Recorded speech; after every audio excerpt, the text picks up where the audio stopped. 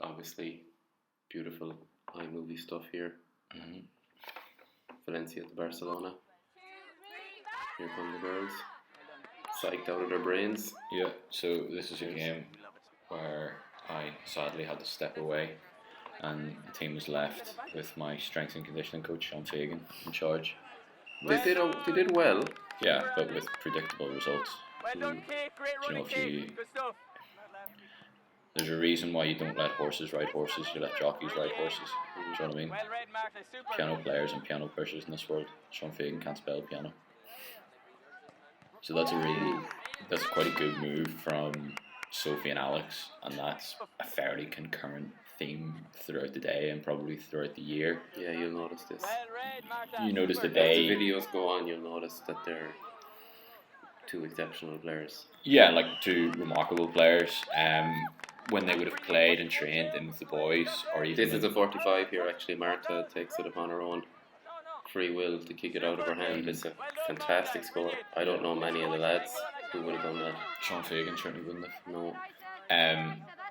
So for the girls, you had a blend of sort of quite very good technical footballers like Sophie and Alex, and then you had a lot of very diligent, hard-working footballers. A lot of newbies as well. Yeah, a lot of people who hadn't necessarily played the game before, but they were certainly coming in with like a base skill set from other sports, and that certainly was a big asset to the girls and their success throughout the year. You're actually missing the goal there. I think it was Katie. Got it on a rebound, stuck it, putting it. Well, Katie was also exceptional. It was just a shame that Shuni really showed up. Well, it's not that Shuni showed up. She was only here for the Iberian C'ship. If we hadn't had that option for the girls all year, especially when it's such small-sided games, you have Katie, Sophie, and Alex. You know, you'd be hard, and then with the defence that we had and the goalkeeper in Kema, it would be very hard for teams to beat it. You know. True, but I mean, did you watch that's a good score. Yeah. But did you see the Madrid game? No, I was also occupied for that game. Madrid looked very strong in that game, to be fair to them. Here's an inspirational leader. Yeah. Strength and conditioning coach, as you like to call him. Yeah. But a man who's taken after your own heart and negative tactics. Yeah. You know, so he is. Did you ever know he was called a negative? No, I don't know his story. It's very interesting that if they are going through goals, hates the so much. We could hear him there articulating the desire just to drag him down. And you know, if that's like I coach a girls team, and if any of them did that, they'd never play for the team again. You know, drag someone down. Drag them down. That's what they're taught. Like drag them down. You know, if you want to do that, forget about her as a woman as far as I'm concerned. Well, you can certainly forget about Sean Fagan as a man. He's, in the words of the late great Conor Flynn TD, he's a bad man. He's been called that before.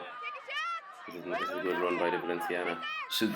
Fantastic goal. So this is where we maybe see a bit of naivety in the defence, in that there was no drag down. Yeah, after being explicitly told, drag her down. Yeah. So and that's straight after half time. Like here comes Aisha on the go. Good hand pass. I think as a club we suffer a bit from being too nice. Other teams would have just taken someone out. You don't need to drag them down. If you just stand there and make yourself an obstacle and they run into you, you know, you might even end up getting a free, but just stop them dead in their tracks. I was talking to Madrid's best male player. I would consider him to be their best male player, Evan from Limerick, and I was saying about Madrid's. That's a great point by Alex. About Madrid's shithousery, basically, and he said, "Well, I mean that's the game now. Yeah. What else are you gonna do?" And I mean, great goal by Soph. Yeah. I mean, you can play the game differently. Yeah. I believe. I think you can go out like, I mean, we're in Spain, we're having the crack, we're playing a bit of Gaelic football, we're all travelling.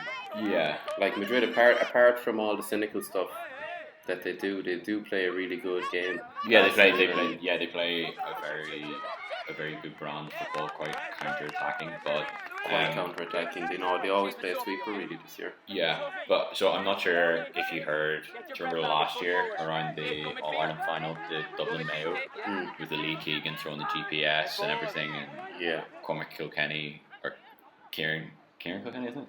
Kieran Kilkenny dragging players down and getting the red card for the kick out.